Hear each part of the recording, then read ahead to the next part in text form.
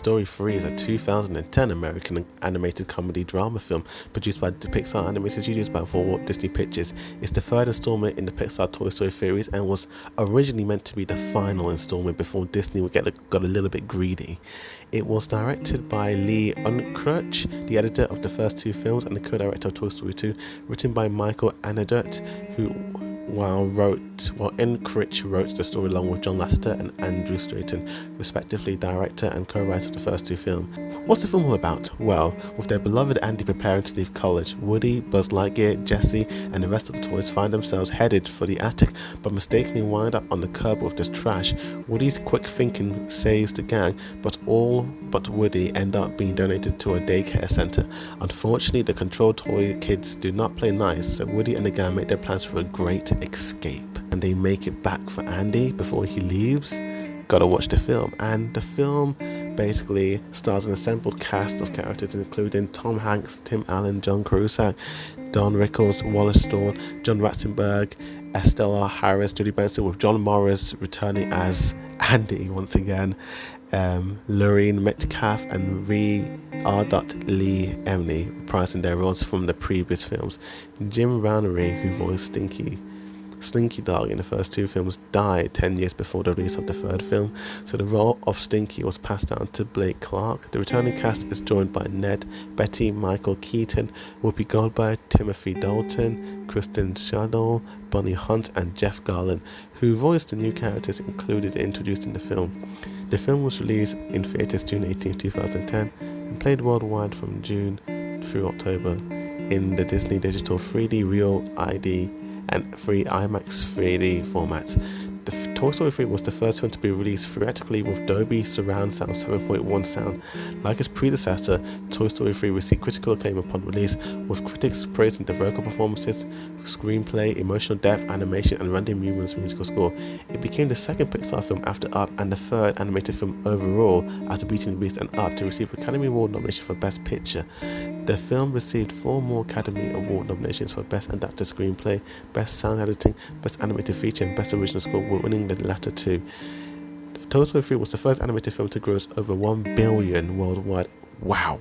In ticket sales, becoming the highest grossing film of 2010, both in North America and worldwide, and the fourth highest grossing film of all time of its release, as well as the highest grossing animated film of all time and Pixar's highest grossing film, all records held at the time of its release. Golly. Yeah, this film really did blow up, and it really, stunned a lot of people. But I have to admit, when I first watched this film a long time ago, the first time, I didn't really like it. I didn't know. I didn't really get that emotionally in depth into the film the first time I originally watched it. The same goes with the first two Toy Story films when I first watched them, because I was pretty young and I suppose I didn't really appreciate the true meaning behind the film. But then getting older and watching this film, I think it's fantastic, and it is definitely the best Toy Story film out of all of them. And the positive definitely goes to the animation. The animation is light years ahead compared to the first two movies. The human characters look amazing. The toy motion character facial movements look phenomenal. The visual look, the background, some of the old landscapes look amazing. The color, the lighting, the cinematography look all phenomenal, dude. It is definitely the best looking Toy Story film so far. I flipping do love it. The voice acting is definitely the best in this film. All the voice actors and actresses do a great job, and I do love the new characters, particularly the Barbie and Ken character. I flipping love those two. I mean, Barbie was introduced in the second film, but she has more of a bigger role in this film. She is so much cooler and badass in this film. I flipping love her performance. And Ken is very cool as well, voiced by Michael Keaton. He's very kind of a ditz, this dude, to be honest with you. He's kind of in his own world, and he's kind of selfish as well. And I flipping love the character, and I love their kind of friendship as well. I don't know how much I should talk about in terms of the villain, because if I do talk about the villain, we'll be spoiling it. So I like this film, go watch it right now, but we're going to have to talk about spoilers right now. So the villain of the film is none other than Lotso Bear, voiced by Ned Beatty. And Lotso at first seems to be this kind of like kind, cuddly bear guy, who literally just, opens his arms with Woody's friends. However, it takes a sinister turn when he realizes that he is just a guy who just wants to create chaos, and he's just a horrible guy who abuses toys and just doesn't treat them with respect as well.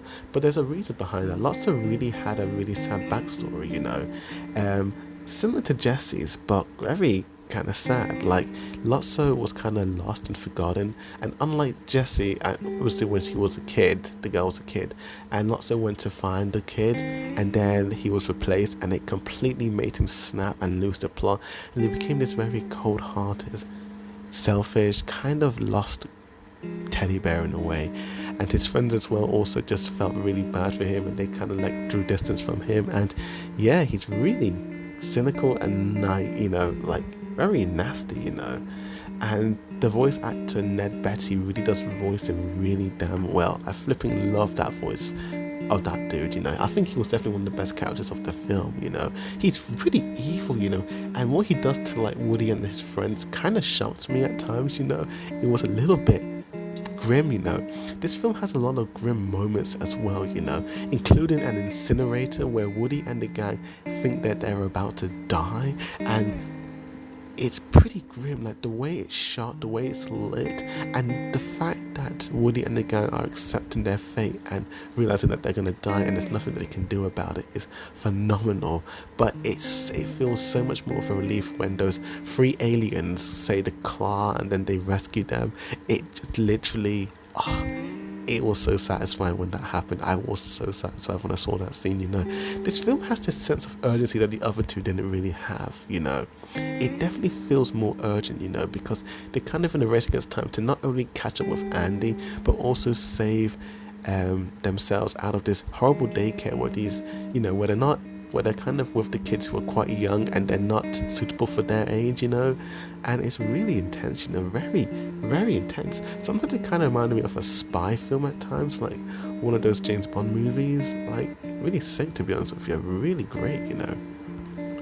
I absolutely do love the score by Randy Newman. It's really great, and I love how he brought back the original "You Got a Friend in Me" song in this film at the beginning of the film. It kind of took me back to the first film in a way, and it's really sick, and I really love that song. It's really phenomenal, really great stuff. There's nothing I hate about this film, nothing. I love it to death. It's a great film. For the first time, this is one of the few films that I don't hate. There's no characters that I hate. There's nothing I hate about it. It's done perfectly, nearly perfectly. If I'm to nitpick, and if I'm to really nitpick, maybe the scene involving Andy with that little girl playing with the toys was maybe a little bit too sentimental, a little bit too corny, because when I was Andy's age, which was like 3 years ago, I didn't really I still have my toys, and I don't really look back at them, they're just toys, to me.